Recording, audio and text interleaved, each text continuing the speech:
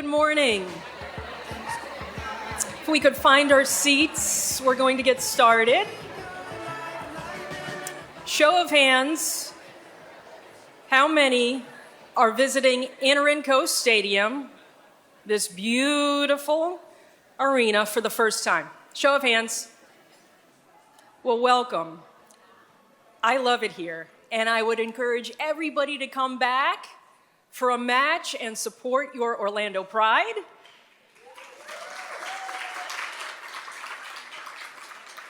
And Orlando City SC. It's one of the best times you're going to have on a Friday, Saturday, or a Sunday, sometimes a Wednesday too.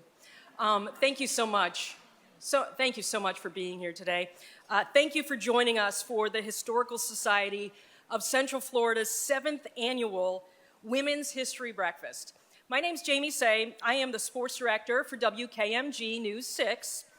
I am honored to be your master of ceremonies this morning. I have been fortunate enough to be part of this community for 15 years. 15 years has flown by. I've been honored to witness so many incredible women making their mark on sports history right here. My career in Central Florida has allowed me to guide viewers through some of the most defining moments in Orlando sports history, from the rise of professional soccer and UCF's move to the Big 12. I'm sure we've got some Knight fans in here. To the Orlando Magic's playoff pushes and the Orlando Pride's first championship. Before we introduce the honorees of this special breakfast, please welcome Azella Santana, Executive Director. Let's give it up for Azella. Executive Director for the Orange County Regional History Center and Historical Society of Central Florida. Thank you, Jamie. And for those who may not know, Jamie was recently named Florida's Sportscaster of the Year by the National Sports Media Association. We're absolutely thrilled that Jamie is here to lend her voice and energy for guiding us through today's program. As we gather during Women's History Month, it's especially meaningful to see so many community leaders, partners, and supporters gathered this morning to celebrate the impact of women in sports across Central Florida, past, present, and future. Before we begin, I'd like to take a moment to recognize and thank the many organizations and individuals whose support makes this event possible. First, our host sponsor, Orlando Pride, for their partnership and for hosting us in this incredible space. We're also grateful for our supporting sponsor, Orlando Health Women's Institute, whose commitment to women's health and wellness strengthens our community every day. And to our table sponsors, your presence makes this celebration even more meaningful. Thank you for investing in the work of the History Center and in preserving the stories of our community. I'd also like to extend a warm welcome to the elected officials and community leaders who are with us today, including Mayor Demings, represented by Carol Burkett,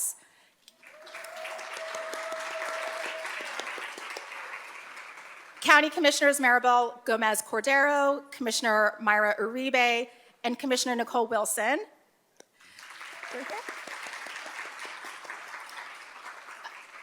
Mayor Buddy Dyer and City Commissioners Roger Chapin, Tony Ortiz, Sharon Rose, Bakari Burns, and Tom Keene. And we have Orange County Clerk of Courts Tiffany Moore Russell and the Orange County Tax Collector's Office, represented by Landra Warmack, who is here in the room today. In addition, I would like to welcome Representative Anna Escamani and Vashti Scott, representing Congressman Frost, who is somewhere in this room, I believe. If there are any other elected officials I must, please stand up and stand up for recognition. No? Okay, thank you. Your presence today reflects the importance of honoring the women who have helped shape our region's history. This annual event, led by the Historical Society of Central Florida, is an opportunity for us to honor the women who have helped shape our region's history. As a nonprofit organization that jointly operates in partnership with Orange County government, at the Orange County Regional History Center, our shared mission is to preserve and share the stories of the people, places, and moments that define Central Florida. In fact, there are many people behind the scenes that make events like this year today possible. Join me in recognizing the incredible staff of the Orange County Regional History Center and the hard work, creativity, and dedication brought by them to make this event come to life.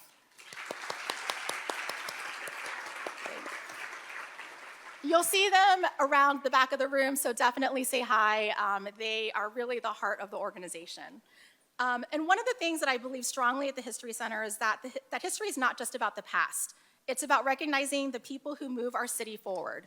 This morning, while we honor several extraordinary individuals and teams, we also want to recognize all women who have made contributions to the field of sports in Central Florida. From youth leagues to high school and college athletics to professional competition, generations of women and girls have stepped into fields, courts, and arenas across the region, often overcoming barriers and opening doors for those who follow. Their dedication, resilience, and leadership are an essential part of Central Florida's history, and one that we are proud to celebrate today. At your seats, you will find copies of her latest Reflections magazine, hot off the press, mind you. In this issue, our team of incredible researchers and historians at the History Center have developed a comprehensive timeline highlighting just a snapshot of the many accomplishments of women in sports over the past 150 years. As you take the time to explore it, we hope you'll reflect on the remarkable achievements of the women who have helped shape our community and continue to inspire future generations.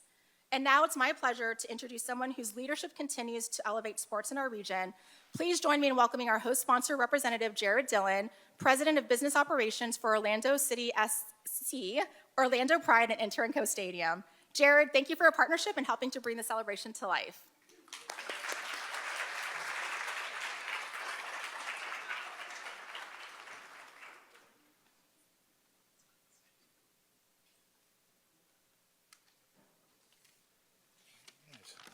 Well, first of all, good morning, everybody. I hope you're doing well. Thank you for the kind introduction. It's great to see both of you. Thank you for emceeing today as well, Jamie. And thank you to the History Center for hosting this great event and allowing us to play a small role in hosting it here at Inter & Co Stadium. So to get things started, I'd be remiss if I didn't ask my colleagues, the glue of our organization for Orlando City and Pride, all of our leaders that are in the building, if you could stand up for one moment. Yes, stand up. I'm going to embarrass you.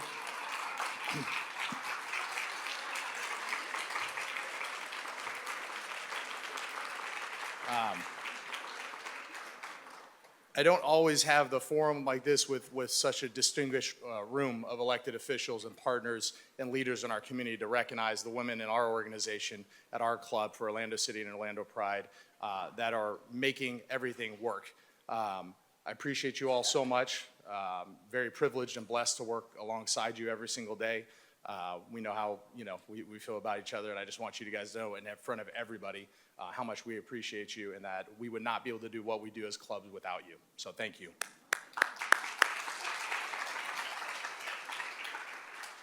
If I haven't had a chance to meet you, I look forward to it. Jared Dillon entering my 5th season here, working with the Wilf family. And again, on behalf of the Wilf, spoke to Mark Wilf on the way in this morning and our 200 plus employees for Orlando City and Pride. We'd just like to welcome everybody to Inter & Co Stadium. I saw a handful of hands go up when Jamie asked if anybody had not been here before. So open invitation if you haven't to make sure one of my staff members or I know so we can get you out to an Orlando Pride game. I know a lot of you have been here. And today is a really special opportunity for us to host such a great event like this. It is truly an honor. As a husband and father of 3 daughters, it was a personal calling for me to come join the Wilf family here 4 years ago. Been fortunate and blessed to work 26 years in professional sports across the country, and I can honestly say that this was the first time it really felt more than a career opportunity, that it felt like a calling because I wanted to play a small role or whatever role the Lord will let me play in helping the Orlando Pride. And certainly there's a lot of people, starts at the top with our owners, but a lot of people behind the scenes that have made that journey over the last 4 years come what it is today. And a great fun fact, celebrating Women's History Month, our Pride were the first professional sports team to deliver a major league championship to the city of Orlando in 2024.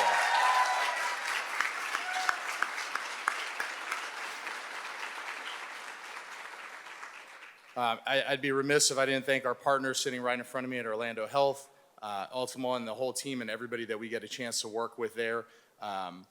Having a professional sports team is really a community kind of trust as we look at it. Having partners and suite holders and season ticket members are really what make the business go around and allow us to have these incredible professional athletes on the field. Orlando Health leads the way every step of the way since day one on the front of the kit for both of our teams, but in this case, Orlando Pride. And they've invested a significant amount of their marketing resources over time to do that. If everybody remembers the incredible Jewett Orthopedic Orlando Pride, I'll say there was more cameos in there of other partners, but they chose on what was, at least at the time, their largest commercial campaign ever done to highlight the Orlando Pride and Carrie Abello, one of our athletes, in that commercial. And so I just want to give a special shout out to everybody with Orlando Health. We wouldn't be able to do, and our athletes would not be able to do, most importantly, without your support. So thank you.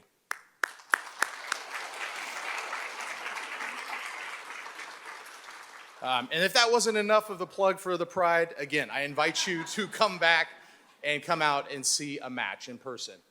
Whether you're a soccer fan or not, it's okay. Whether you know the global game of women's soccer or not, whether you realize that we have the greatest female athlete, in my opinion, probably the best athlete ever, period. We won't mention another guy down south that maybe has some of the same trophies she has, but Marta, 6-time World Player of the Year, still playing for the Pride. And if there was one thing I would love for you on behalf of our club to walk away with today, it's help us do our part, not your part, not my part, our part as a community to make sure the Pride are here forever. And that means we're filling the stadium as often as possible for them. We've more than tripled attendance for the Pride since I arrived here, but we're still middle of the pack in the league. There's no reason that this club should not be one of the top attendance teams in the league. So I call on all of us to help do our little part. It may not feel like grabbing 2 friends and coming out 4 or 6 people to a match maybe matters, but it does in the grand scheme of things.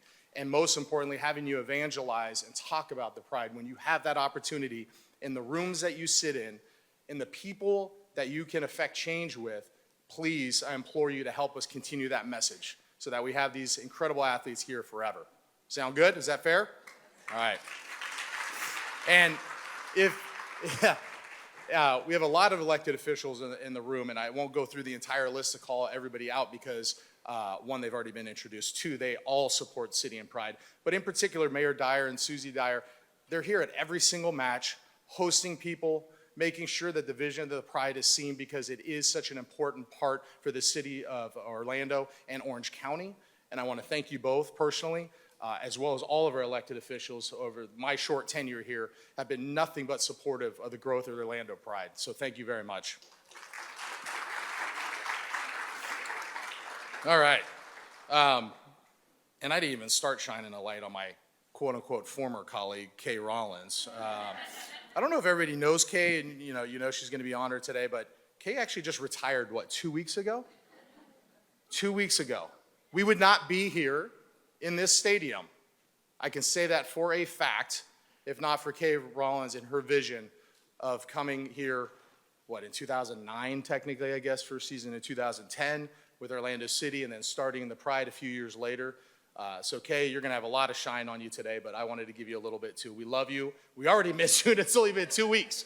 So let's give it up for Kay.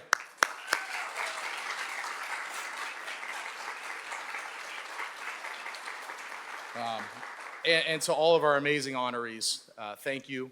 And we are humbled to be able to host you today, but we're even more humbled to call you friends and partners and appreciate everything you do in our community. So today, as we celebrate the women that opened doors in Central Florida's sports community, and as we honor them, we also commit as a club and all of us to continuing to push forward, lift higher, create more opportunity, and building a future where impact continues to shape our city.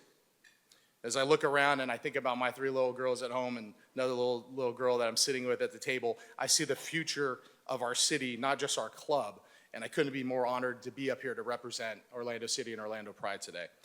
Thank you very much. Thank you for choosing to celebrate Women's History Month with us here today. God bless.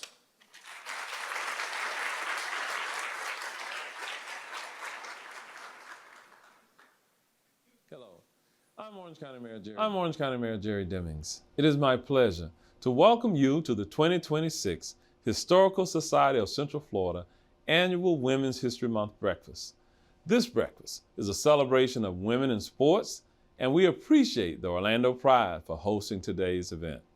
As we celebrate Women's History Month, we honor the resilience, leadership, and excellence of women who have helped shape our community, and in Central Florida, that's sports. Women athletes have shown the world that sports are not just games, but powerful platforms for leadership and change. Let me take a moment to recognize the 2026 honorees, which include Mimi Chan, Carrie Coates, the Orlando Pride, and the Orlando Rebels. Today's recognition is an opportunity to highlight your exceptional talent in sports, as well as the impact you are making on the next generation of athletes to dream boldly. It reminds us that representation matters, because when young girls see women competing, coaching, and leading, they begin to see new possibilities for themselves. It was Wilma Rudolph, an Olympic champion in track and field, who once said, "Never underestimate the power of dreams and the influence of the human spirit. The potential for greatness lives within each of us." Thank you to community leaders for your support and investment in women's sports. Have a wonderful breakfast.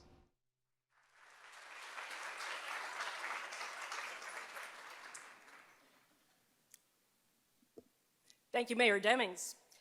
So we're all here to celebrate some amazing Central Florida women who opened doors in the sports industry. From individual athletes to entire teams to leaders in sports businesses, these women have impacted local sports throughout the industry.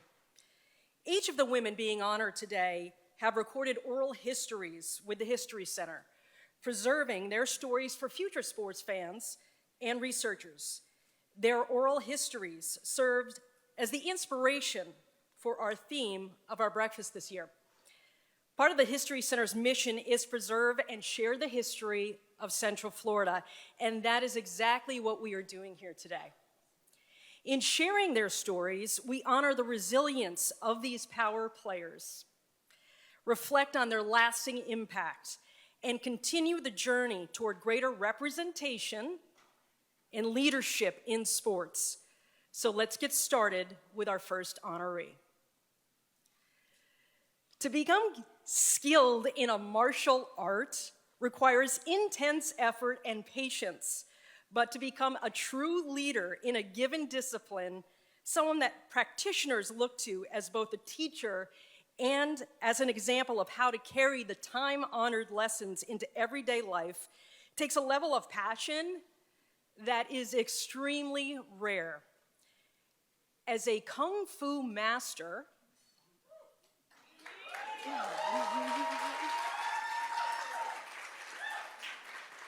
Mimi Chan has not only amassed an impressive list of her own achievements, but has also worked to share her gift with others in some truly unique ways.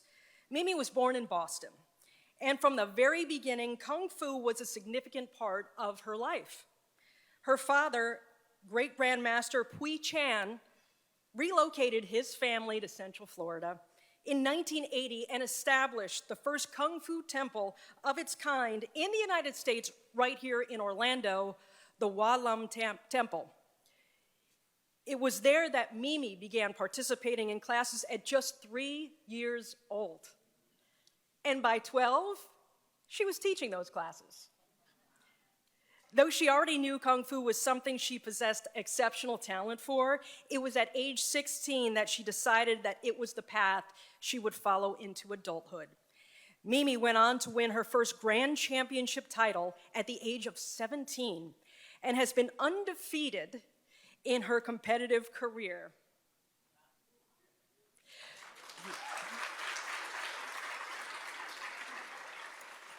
Her dedication and mastery of skills over the course of her life is something to be admired. These high-level abilities would lead to an uncommon opportunity when Mimi and a group of practitioners from the temple performed a demonstration for animators working on what would become the 1998 Disney animated feature, Mulan. She was soon introduced to Mark Henn, who served as the supervising animator for the Mulan character. Upon meeting Mimi, he expressed that she was, in many ways, the real-life embodiment of the persona he was striving to capture. She would work as a character model for the film as well as a choreographer for action sequences, which she performed on video for use by the animators creating those scenes. To be such an integral part of something that captures the imagination of people all over the world, especially children, is special. But to be part of Mulan, a story that represents a strong and powerful young woman in a manner that we had seen far too little of in animation, up to that point was even more significant. This experience led to additional roles in the entertainment industry, doing stunt work and assisting productions with the use of martial arts. Mimi would explore filmmaking even further when she produced and directed an award-winning documentary about her father's legacy, Pui Chan, Kung Fu Pioneer. Today, Mimi is the chief instructor at the Hua Lum Temple. She has earned the title of Sifu, a status of great respect in the Kung Fu discipline. Her many accolades include induction into the Inside Kung Fu Magazine's Hall of Fame and the International Chinese Martial Arts Championship Hall of Fame, among other awards of distinction. Mimi has used her notoriety not only to share Kung Fu, but to advocate for causes she believes in. She served as the state lead for Make Us Visible Florida, an organization dedicated to combating anti-Asian American violence through education. She was also vital in the passing of legislation that led to the inclusion of Asian American and Pacific Islander history in Florida's school curriculum. Additionally, she has served on the Orange County Citizen Safety Task Force under Mayor Jerry Demings in an effort to prevent gun violence. If all this wasn't enough, since 2017, Mimi has hosted the Sifu Mimi Chan Show, a weekly podcast that covers many topics, including martial arts, comics, film, music, food, fitness, social justice, and much, much more. She has used her abilities not only to grow her sport, but to share culture, affect change, and inspire others. At their very best and highest use, this is what athletics can do. And Mimi has risen to the occasion many times over throughout her life and career. Please welcome to the stage, Mimi Chan.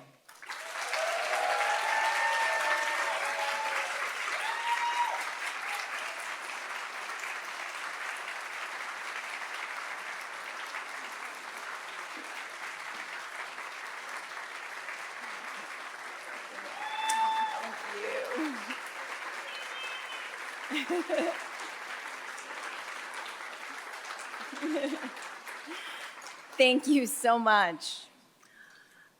Wow. Good morning. There is no better way to start the day than a room full of people who love Central Florida and believe in the power of stories. I grew up in Orlando. This is home. So when your own community honors you with this incredible recognition and says you belong in this story, it's both meaningful and overwhelming. So thank you so, so much. A special thank you, of course, to the Historical Society of Central Florida and Orange County Regional History Center for this incredible honor. But more importantly, thank you for the work you do every single day. You preserve the stories that need to be remembered. That is a gift to all of us, and it is a gift to every person who comes after us. I love the title, Power Players, Women in Central Florida Sports. It paints such a vivid image of the women that I have the privilege and honor of sitting with today and meeting, who have competed, coached, led, and fought for space in arenas that weren't always built with them in mind. I am humbled to be part of the women being recognized today. The translation of the word kung fu literally means hard work. You women work hard. All women work hard. So as far as I'm concerned, you are all kung fu masters in your own right.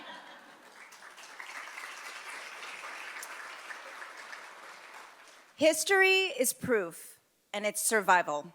It's the answer to every person who ever said, it can't be done, it hasn't been done, women don't or can't do that here. Women's History Month exists because that proof had to be demanded. It didn't just appear.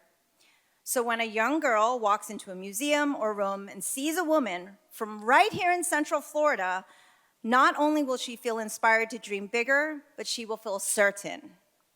Certain that she belongs, certain that she can, because now she has evidence. That is what history does when it's done right. It reaches forward. It tells you the door is already open. Thank you to this historical society for keeping it open. And thank you for letting me be a small part of that story.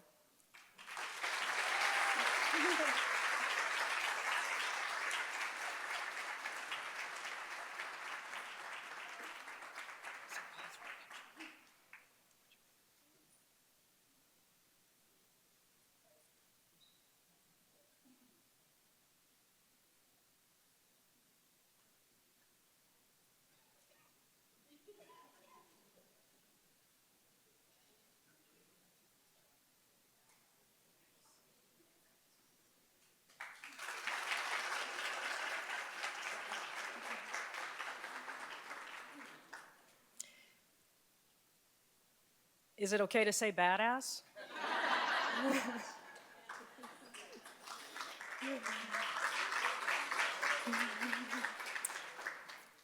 So the saying, diamonds are a girl's best friend, takes on a different meaning when talking to a softball player or a softball fan. To these individuals, softball is played with dedication and passion and followed with fervor and enthusiasm. Collegiate softball stadiums are packed with cheering fans clad in their favorite team's colors. Professional leagues, like the Athletes Unlimited Softball League, are taking the sport to a whole new level as women from around the country compete toward a championship title. Year-round, young girls play rec and travel ball as they compete in tournaments, learning the ins and outs of their sport, how to throw the perfect rise ball, knowing when to push off first base to beat the tag at second, and remembering to run to first base on a drop third strike.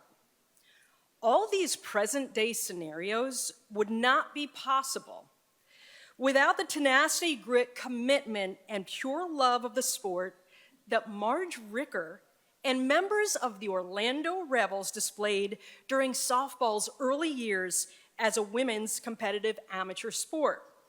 For more than 30 years, the Rebels would go on to break numerous records, produce many All-American athletes, and become an integral step toward one girl's dreams of Olympic gold. With Ricker's perseverance on and off the field to promote softball as a women's sport and the talent displayed by the players on the Orlando Rebels, Central Florida became a softball force to be reckoned with on a worldwide stage. Since the 1940s, Ricker was a mover and a shaker for women's softball. An athlete herself, Ricker played softball competitively for Orlando teams such as the Transits, Pat's Plasterers, and the White Turkey Girls. During her time as a player and team manager for the White Turkey Girls, Ricker became more aware of the legwork needed to keep the team and sport afloat. Her persistence and love for the game sent her to radio stations to ask for donations so the team could travel cross-country for a national tournament. Local businesses and businessmen were cornered by Ricker to help sponsor individual players on her teams so her teams could recruit the promising talent. In 1954, Marge Ricker organized the Orlando Rebels, and became the team's manager. The team played its first game on May 15th of that year at Exposition Park. Ricker and others helped form the Florida Women's Softball League, and the Orlando Rebels joined the fray against teams in Jacksonville, Gainesville, Tampa, and St. Petersburg, and rivalries were born. Ricker continued advocating for her players throughout her time as manager of the Orlando Rebels. On the screen, you can see just some of the stats that the Rebels accomplished over the years with Ricker as the head coach. While she made a name for herself on the amateur softball diamond, Ricker also made another important local impact in Central Florida. Ricker taught math at Cherokee Junior High School for over 30 years. After she retired from teaching and from the Orlando Rebels, Ricker coached the West Orange High School girls softball team, leading them to a state championship win in 1994.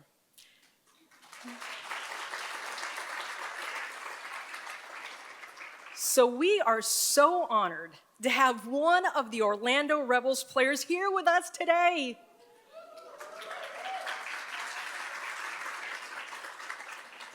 Sissy Zollinger was placed on the team roster in 1968. Sissy played first base and was known as the lanky left-hander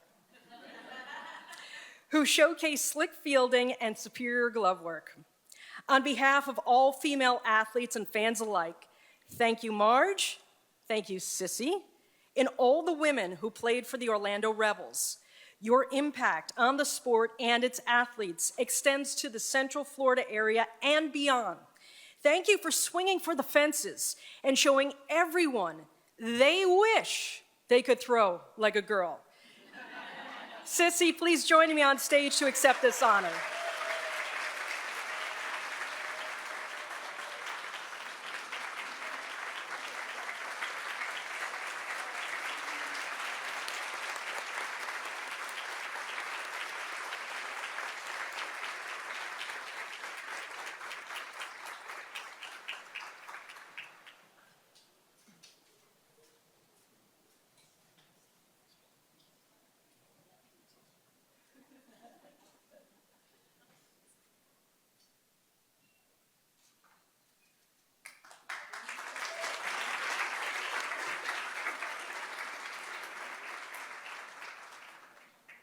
So great to have her with us today. Well, when we think about women in sports, we often picture athletes on the field or coaches on the sidelines. But women have also shaped the business of sports by building teams, creating fan experiences, and expanding opportunities for the next generation. One remarkable example of that impact is Carrie Coates, through her work with the Orlando Magic. Carrie's path into professional sports did not begin on the basketball court. She graduated from the University of Central Florida with a bachelor's degree, go Knights, charge on, bachelor's degree in communications and broadcasting, and she actually began her career in Orlando working in radio and television.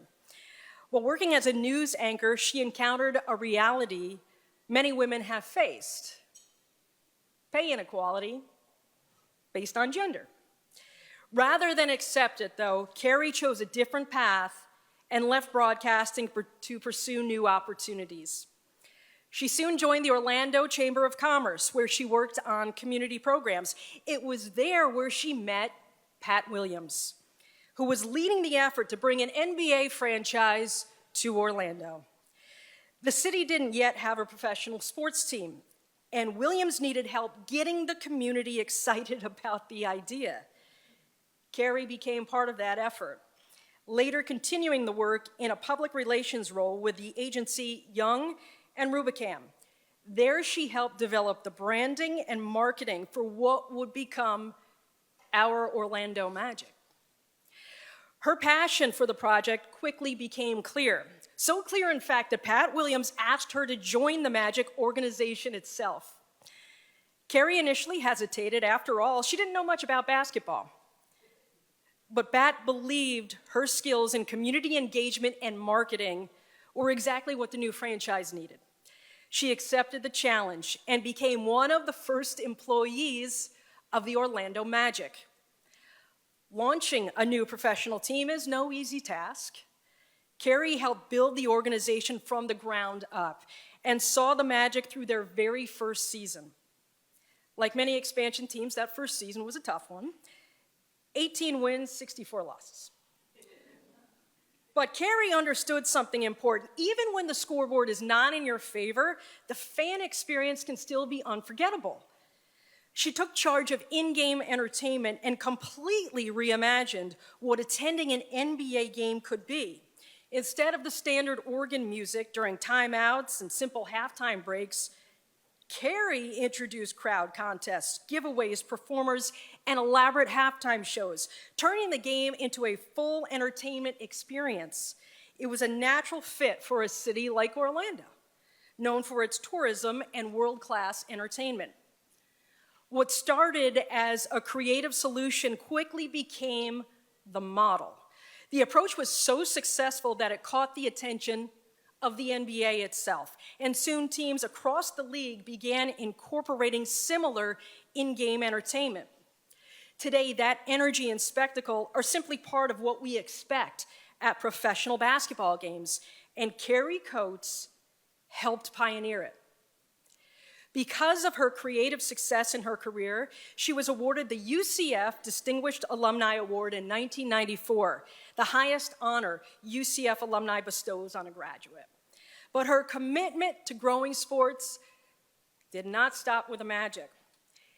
In 1996, when the NBA announced plans to launch the WNBA, Carrie saw an opportunity. As the mother of young twin daughters, she understood how powerful it could be for girls to see women competing at the highest levels of professional sports. She led the effort to bring a women's professional basketball team to Orlando, once again building community support and excitement around the idea. That work led to the creation of the Orlando Miracle, which began to play in 1999. The team quickly showed promise, even reaching the playoffs by their second season, although the franchise eventually relocated in 2003 and became the Connecticut Sun.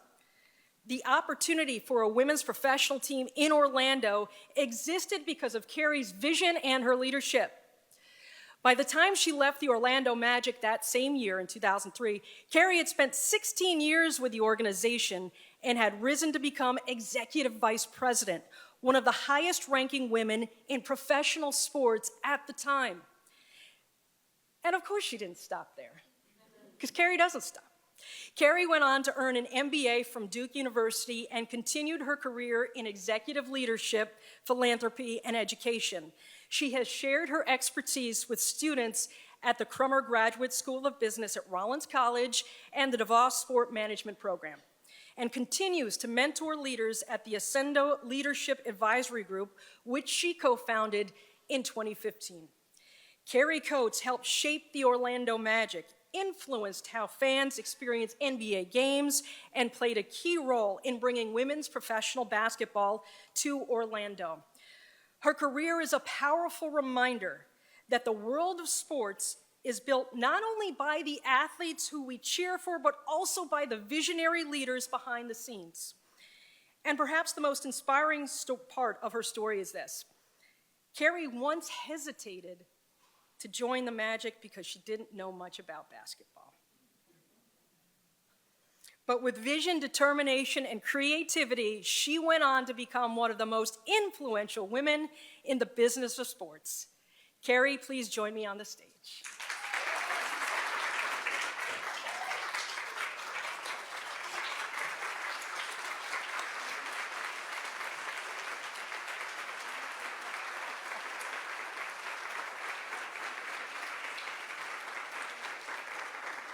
Well, thank you.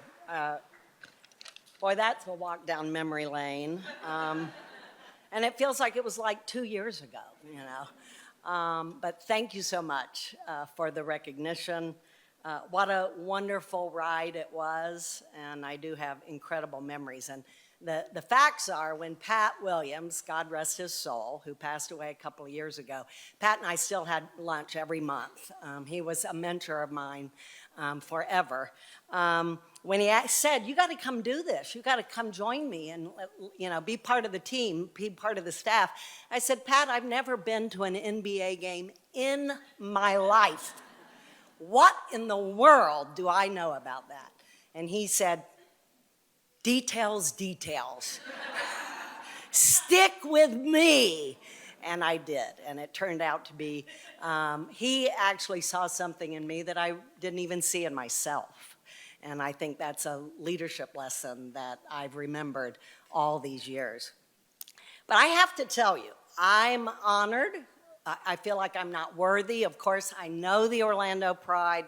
I'm a soccer mom, so I love, love, love soccer and the Pride. I know the Orlando Rebels. I was a youngster during the Orlando Rebels time. But I have to be honest. You see those two little girls up there? They were in the Mulan era. And I had no idea the inspiration for Mulan is here. I just texted both of them. Because you're not going to believe this, we were just texting about this last night. They live in New York City now, and they're off being strong women themselves. And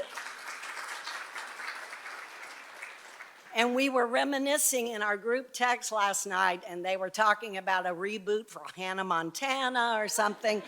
And I said, what about Mulan? And they were like, oh, Mulan was the best. And I said, that was part of my covert brainwashing as a mother.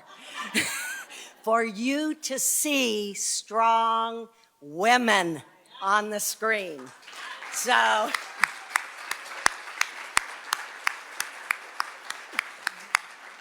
and they responded, there was nothing covert about it, Mom. But, when I started at the Magic, I did not set out to be a pioneer. I mean, whoever thought I'd be recognized at a Women's History Month? I'm not old enough to be recognized. But I am so honored. But when you look in the rearview mirror, you realize just how pioneering it really was. I was almost always the only woman in the room. And if there were women, they were likely, we used to call them secretaries, right? Taking the minutes. So women were the exception, not the rule. So it's evident how pioneering that really was. And if I played a small part in that, I'm humbled and honored. The good news is, and everybody's talked about this, women in every dimension today are making their mark in sports, whether it's on the pitch, on the field, in the front office. I was the only woman at the table, but today there are lots of women in the room, lots of women at the table. And in fact, I'd like the women in this room who are currently working in sports in any dimension to please stand.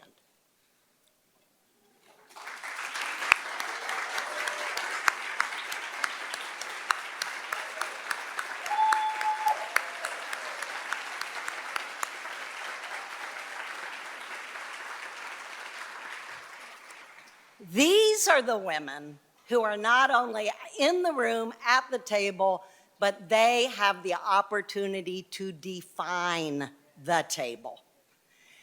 And that's what inspires me.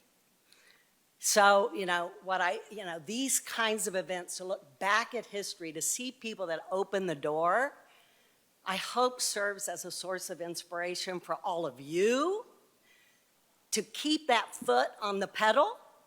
We're not at parity yet, but we're making great progress. Look at the collective bargaining agreement that the WNBA, historic collective bargaining agreement that the WNBA just announced this week.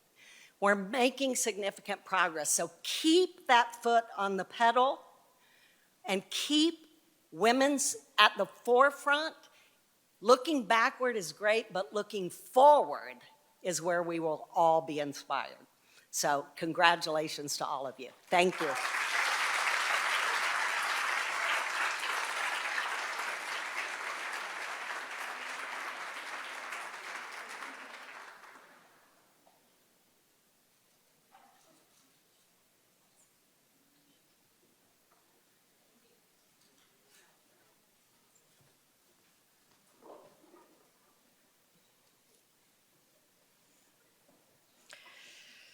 So that's 1, 2, 3, badass times 3.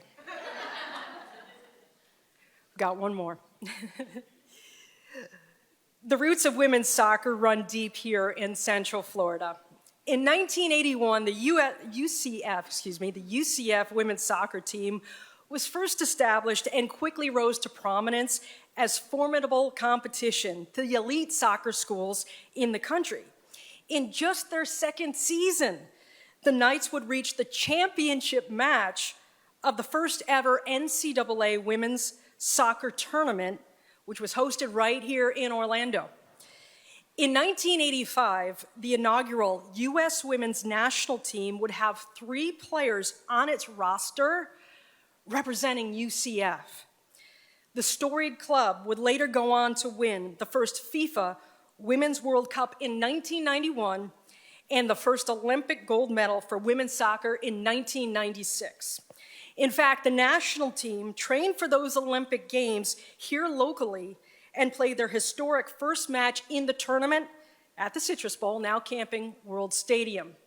So let's claim them as ours. These highlights would have no doubt inspired many budding soccer players during the 80s and 90s. But for all the young ladies who love the sport of soccer, there was no real path to playing on a professional level in the United States. Even for the most talented players, the dream of making a career out of soccer seemed out of reach. There were multiple attempts at pro women's leagues in America, but unfortunately none of those stuck. This would finally change with the establishment of the National Women's Soccer League. However, when the NWSL's first season began in 2013, there was no team representing the state of Florida. Meanwhile, on the men's side of things, Orlando City SC entered Major League Soccer in 2015 with significant fanfare. Despite the excitement with so much women's soccer history in the region, it felt like there was still a piece missing. The owners of Orlando City had always intended to establish a women's team and finally made that dream a reality when NWSL officials approached Orlando about a new franchise that would begin play in 2016. The addition of the Pride to the NWSL was officially announced on October 20th, 2015. And just 6 months later, they would make their debut on April 17th, 2016 in a match in Portland, Oregon. Their first match at home took place just a few days later, on April 23rd, with over 23,000 fans in attendance. It was certainly a significant moment in local soccer history and something truly special for those who had supported the women's game here for all of those years. Now, 10 years later, the team is not only still going strong, but it's become a part of our city's identity. The hard work of everyone involved in the club paid off in full when the Pride won the NWSL Championship in 2024, bringing the prestigious league trophy home to the City Beautiful. The organization, both on and off the pitch, has grown thanks to the talents of many dedicated people. And among them is the one and only Kay Rollins.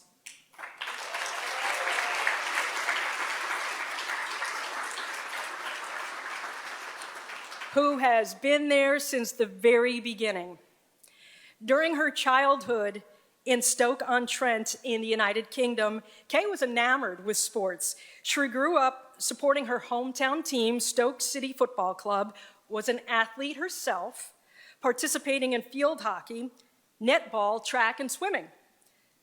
But she did not play soccer. Why did she not play soccer, even though she loved the game?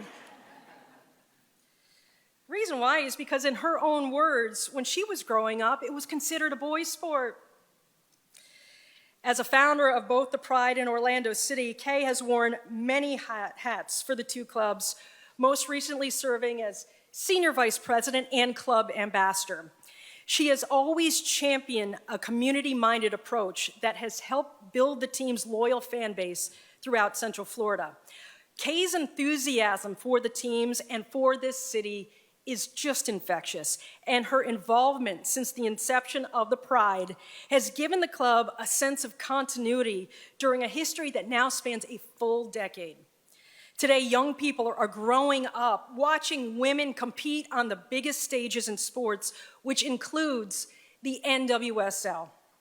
Now, because of executives like Kay, because of teams like the Pride, and because of all the trailblazing women who were fueled by their passion for the game over the years, soccer is certainly not considered just a boys' sport anymore.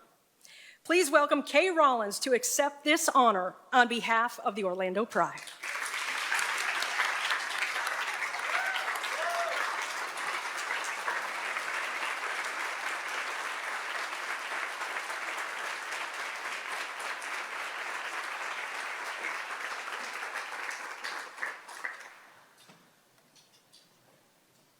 Okay, seems a little bit surreal being here as I'm retired now. As my dear friend Maritza from The Magic, she met me this morning, she said, you're already failing at being retired. But obviously it's wonderful to be here and see so many friendly faces, partners, colleagues.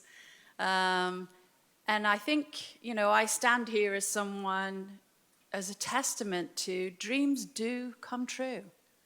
We had this, started as a small dream and just kept growing. I don't know, most of you probably know we started in Austin and they didn't love us. We came to Orlando and you just threw your arms around us in the most welcoming and wonderful way. Thank you especially to some of our city officials here. Mayor Dyer, you were just an absolute champion in that era, helping us get the word out, open doors. And obviously 2024 Orlando Pride season, wow, it still gives me goosebumps. It was the most incredible journey. We broke so many records that year, we're even losing track of them.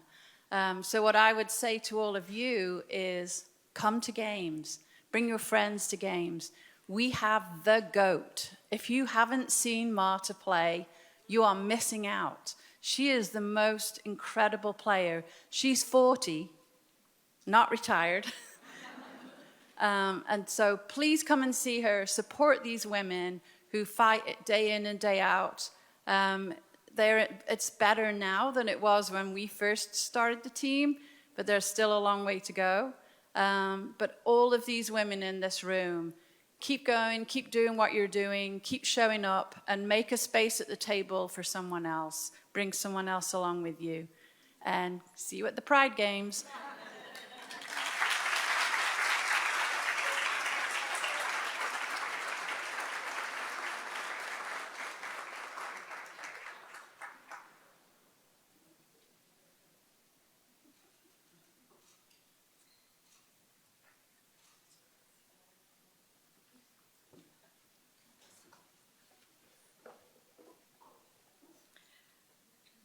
Let's have one more big round of applause for all of our honorees.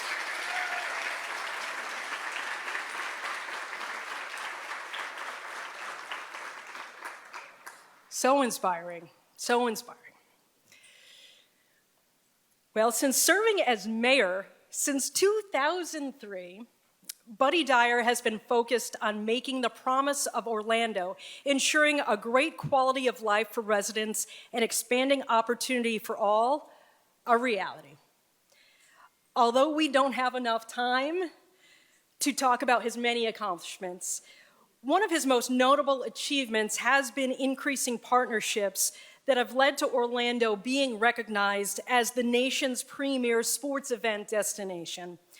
Over the years, Orlando has hosted many top sporting events, including those that have allowed female athletes to thrive, like the Olympic Marathon Trials in 2024 and numerous U.S. women's soccer national team matches. Please join me in welcoming Orlando Mayor Buddy Dyer.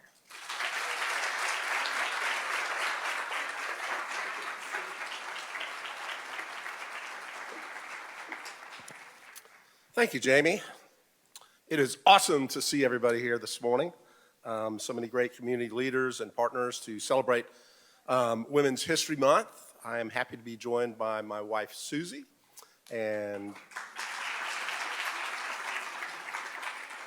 the city commissioners that have already been introduced, and then more members of our city family team. And I can honestly tell you, Heather, nod if you agree with this, that I don't think there has been a year since I've been mayor that there not have been more women on my staff than men. Okay, they are all nodding in agreement. And what a great opportunity to honor some of our community's trailblazers, as we're reminded that we need to celebrate and uplift women in sports every single day, and especially in critical moments when recognition falls short, like the conversation surrounding the U.S. women's hockey team and their Olympic gold medal. So let's celebrate them for a second.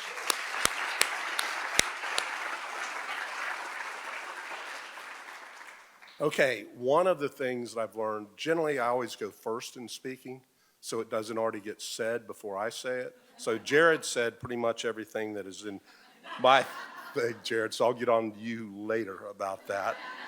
But we do support all of our teams here in Orlando, and one that has been left out, so not left out, is the Orlando Pride, which won the very first Major League Sports Championship in the history of Orlando. Who won the second?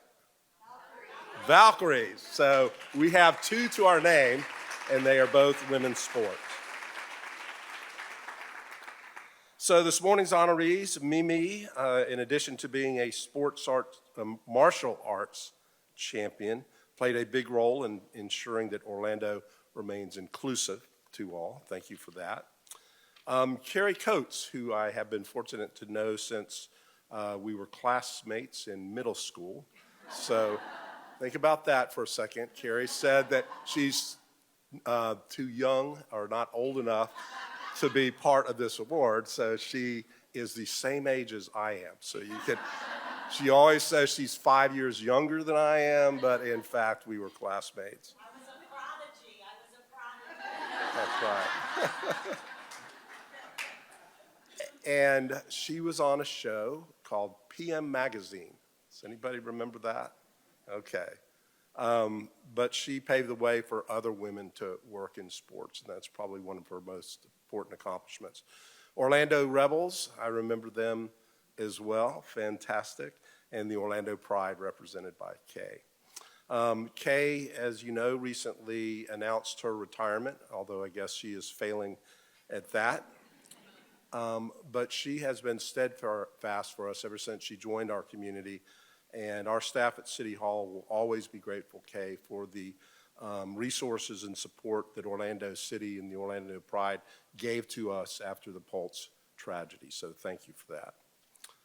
I also want to recognize the Orange County Regional History Center for their continued partnership and leadership in our community.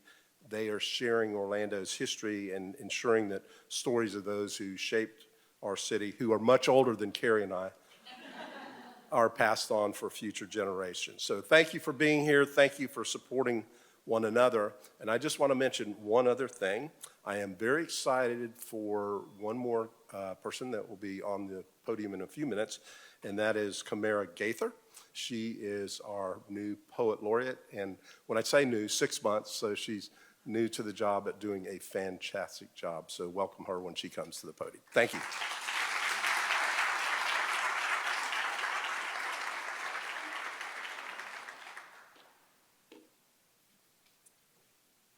One more time for Mayor Dyer, who has served this community for over 20 years.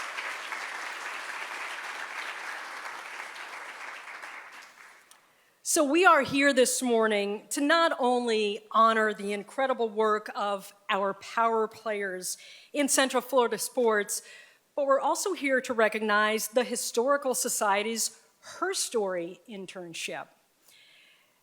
At the inaugural Women's History Breakfast, the Historical Society of Central Florida began raising funds for this internship program.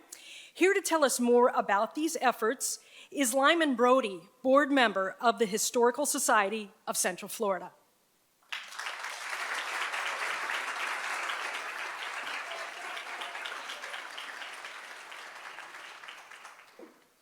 Good morning, everyone. The first question I have is, why is it I'm always following Mayor Dyer? It seems like every time we do these events, he's first, or Glenda Hood was first last time I did this thing. Anyway, good morning, everyone. On behalf of the Board of Directors of the Historical Society of Central Florida, it's a pleasure to be here today to recognize the important work of Her Story, Women in History Internship Program. Our Her Story interns work with the Orange County Regional History Center to uncover and bring visibility to the important roles and contributions of women throughout Central Florida's history. Offering paid internships assists the History Center in helping to diversify the museum field by providing guided learning opportunities to individuals from varied economic, cultural, social, and educational backgrounds. As a member of the Historical Society's board, as well as my role as Executive Associate Dean at the University of Central Florida's College of Arts and Humanities, I am constantly reminded of the valuable opportunities like this are for our students and for our community. Programs like this allow students to take the knowledge and curiosity that they develop in the classroom and apply it in meaningful ways that engage with the public and preserve our shared history. The humanities teach us that history is not something we just study. It is something we steward. Initiatives like Her Story internship play a vital role in ensuring that the stories of women who have shaped our communities are documented, preserved, and shared for future generations. This represents more than a professional opportunity. It's a chance to participate in the work of historians to research, interpret, and help bring forward stories that deepen our understanding of the communities we live in. Extremely important in communities like Orlando. Our 2025 intern, Kiana Brantley, spent some time working with the visitor experience at the History Center and recently obtained a role as a research assistant with a local law firm assisting in Veterans Affairs. During her tenure as an intern, she researched the remarkable story of educator, author, and historian Altamese Smith Bentley. I had real trouble pronouncing that name because my mother's name is Altamese, who dedicated herself to documenting and safeguarding the stories of Seminole County's African-American community. Her story can now be seen in History Center's newest pocket exhibition titled Altamese Bentley, a legacy of preserving Black history. It's now open in the History Center through May 24th. And during her time as a 2023 Her Story intern, Adaze Wigwe helped in the collections department doing extensive research on women in Central Florida politics, which happened to be the theme of last year's Women's History Breakfast. She is now a military history archivist at Columbus State University in the Special Collections Department. And this is not on the script, right? But I should tell you, if you haven't been to the History Center and spent time there, go. Our history is extremely important, okay? My group of faculty and friends that are here from UCF understand that very, very well, okay? And this is a sidebar thing. I'm a history nut, okay? Most of you know that I'm a musician by trade, but history is one of my favorite subjects. And one thing I've learned more than anything else, if we don't know our history, we can't move forward with a better history. We have to know where we came from and why we came from that place, and all the good things and sometimes not all the bad things, right, that occurred during our historical lives, and realize that each one of us in this room has a story. It's his story, and it's her story, and it's their story, and more importantly, it's your story. So, without all that conversation from me, now please help me welcome Maddie Lopez, our current Her Story intern, and her stories was made possible by the 2025 Women's History Breakfast. So, welcome, Maddie.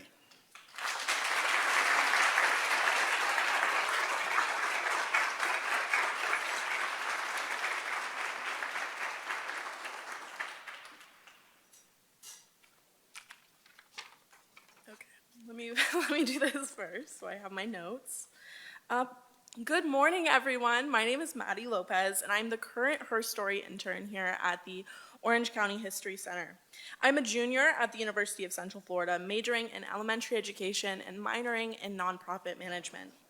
I would like to begin by thanking everyone in this room because I wouldn't be here without all of your support. It has truly been the most amazing experience working with the volunteers and staff at the museum, so I want to thank you all. One of the most impactful aspects of this internship has been the opportunity to research diverse women to share their stories. Learning about these remarkable women has been both inspiring and fascinating, and it has been especially meaningful to develop educational programming that brings visibility to these community members. Currently, I am working on creating an activity guide that will allow guests to learn about influential women in Central Florida while exploring the museum's exhibits. The guide highlights inspiring female figures such as Zora Neale Hurston, aviator Bessie Coleman, and political pioneer Mabel Butler, as well as many others. It will include guiding questions, engaging education activities, and interesting historical facts, all designed to help visitors connect more deeply with these women's stories in the museum. While the guide is still in development, I'm very excited to share that the finished product will be with you soon.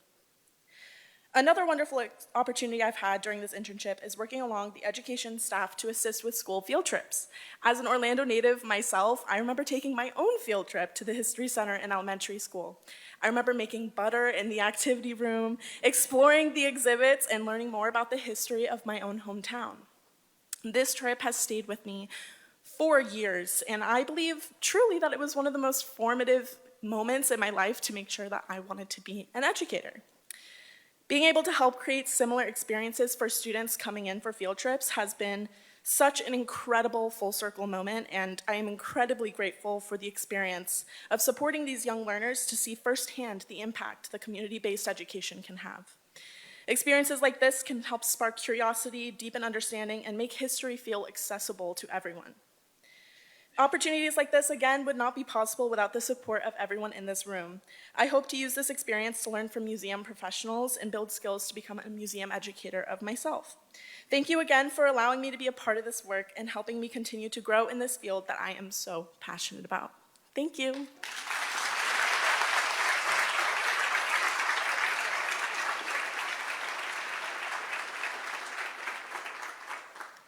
Isn't Maddie wonderful? Nice job. Thank you, Maddie, for the incredible work that you are doing. We are fortunate enough to live in a community that not only values history and sports, but also the arts. Please welcome Kamara Gaither, Orlando Poet Laureate.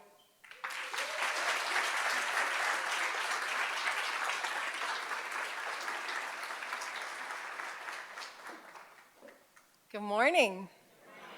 Are we feeling inspired? Yes. Just a little bit? Hard not to be inspired. I have to be honest, I have been trying to keep it together this morning. I got to sit next to Sissy, and I was acting real calm and cool, even though I was freaking out a little bit inside. And my daughter got to take a picture with Mimi, which meant so much. Mimi could lift this entire room up with her pinky and smile because she's just as fierce as she is kind. And wow, Carrie and Kay are looking in my general direction.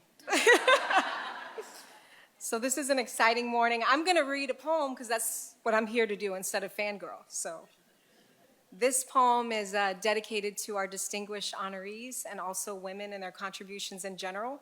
And this is called The Stream She Is. Sometimes I wonder about the story of every stream, how streams flow without flinching, sifting through edge and crevice, reshaping the rigidity of rock. Each century, the land holds memory of a stream's steadfast rhythm and agile motion, leaving soil richer as it passes. A stream should be witnessed and honored for its task. And I ask, isn't she the stream? Spilling life into every living thing, isn't she woven with tenacity and dreams, with all the miracles her hands can make and all the challenges her mind can take? She shifts in shape between silk and steel, calling a world to think and feel, teaching us to comprehend the nuances of strength. Her limbs are a language of their own. All she can do with joint, tendon, and bone, she can muscle a microphone. Every sport becomes her masterclass, and in the aftermath, ceilings and scoreboards shatter. Between her labor that is loud among a crowd and her unwavering work when no one's watching, she knows she's made for movement. From women's suffrage to game day battle lines, she does not shrink to survive. She expands and ascends each day. She's known lows and she's known heights. She knows unflinching flight. Even in settings never designed with her in mind, she becomes fluent in every space with pioneering feet for every place. She carves horizons in courtrooms and classrooms and clinics and C-suite roles. She scaffolds ideas into strategy, keeps the workforce in orbit, birthing businesses into existence. And she is the home that we return to when the day withdraws. She shapes her children in quiet and chaos. Yet she does not see herself as singular. She does not move for her own glory. She lends herself and her story to you as a road and a route for what's possible. She wants us to stretch skyward from her shoulders. What if the world would frequent her unfolding? What if we captured her every chapter? What if we inscribed her oral archives on the page and spoke her truth from every stage? Help museums guard her memory. Fight for medical research that saves her. Protest her erasure. And when she speaks of her scars, believe her. And on the ballot, choose her as your leader. Revere her in every sports arena. See her in theology, and write her wisdom into policy. Show each generation how to hold her name. Let her story wander like water through all terrain, in joy and pain, because survival and stride has made a stream of her. Steady in flow and force is she, and all the women who have mothered us and marched us further, passing down courageous narratives as our inheritance, so we will carry her course forward.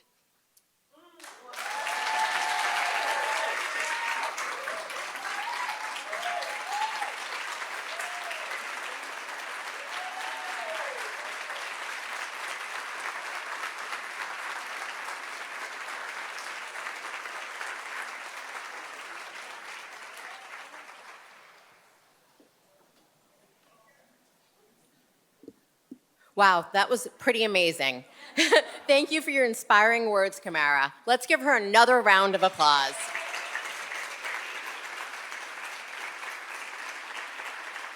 Good morning, everybody. I am Lauren Bloom, and I am the president of the board of directors for the Historical Society of Central Florida. I really want to thank Zella and her team. I cannot believe the incredible women and people they've put together in the room this morning. So let's give a round of applause to Zella.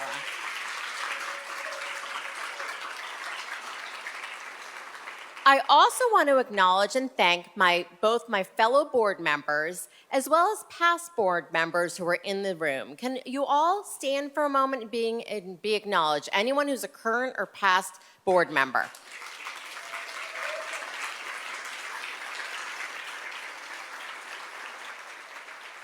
Thank you. The Historical Society has an important role, serving as the gateway for community engagement, education, and inspiration through storytelling and the preservation of Central Florida history. As you heard from Maddie, our current Her Story intern, the opportunity to provide a paid internship allows individuals to have a guided learning opportunity to bring visibility to the important roles and contributions of women throughout Central Florida's history.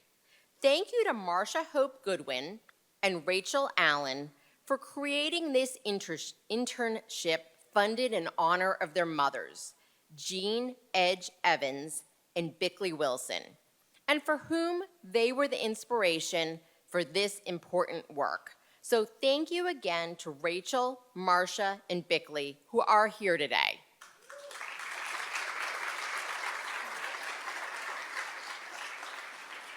To continue this legacy and ensure this powerful internship can live on, we ask for your generosity today. You can support our Her Story Women in History internship and other Historical Society initiatives by making a gift through the United Artists Collaborative campaign by using the QR code on the screen behind me, or text the word historical to 91999. Again, that's the word historical to the number 91999. That's on the screen behind me as well. With your support of our mission and interns like Maddie, you can ensure that history can continue to come alive.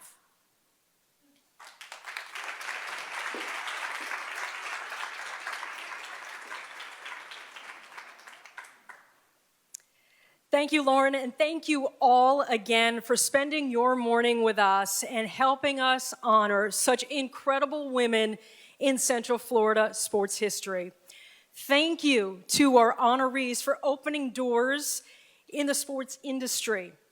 Thank you to our supporting sponsor, Orlando Health Women's Institute, to the Orlando Pride for hosting us in this terrific venue, and to all of our table sponsors. And thank all of you for your belief in preserving Central Florida history. Again, we encourage you to scan the QR code to show your support of this mission and the Her Story internship. We so appreciate your generosity and look forward to seeing you soon at the History Center.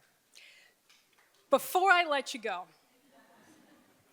we've got to do some pictures, so we're going to bring the honorees back up. But we need you all to stay in your seats because we're going to do a little bit of a selfie thing. Because this is kind of setting a record for the most badasses in the room in one time in Central Florida, because that's what you all are. So please stay in your seats. Thank you so much for joining us, and have a great day. If the honorees could come back up.